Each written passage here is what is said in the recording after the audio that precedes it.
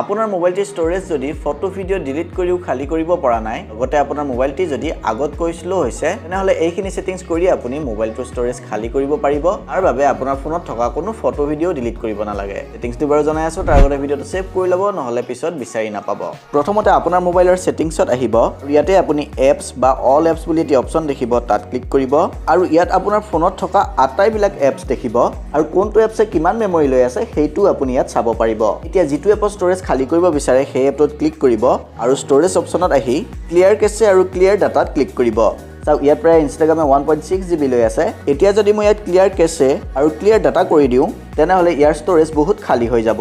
এইখিনি কৰোঁতে আপুনি মনত ৰাখিব যে ফেচবুক ইনষ্টাগ্ৰামৰ দৰে এপবোৰত যিবিলাকত আপোনাৰ আইডি লগইন আছে মেমৰি ক্লিয়াৰ কৰাৰ পিছত তাৰ আইডিটো লগ আউট হৈ যাব গতিকে যদিহে আপোনালোকৰ পাছৱৰ্ড মনত নাই এপটিৰ ষ্ট'ৰেজ খালী কৰাৰ আগতে পাছৱৰ্ড ৰিছেট কৰি ল'ব আপুনি বাৰু কিমান জিবি ষ্ট'ৰেজৰ মোবাইল ব্যৱহাৰ কৰি আছে কমেণ্ট বক্সত জনাব আৰু মোবাইলৰ এনেকুৱা টিপছ এণ্ড ট্ৰিক্সবোৰ জানি থাকিবলৈ ফ'ল' কৰি ল'ব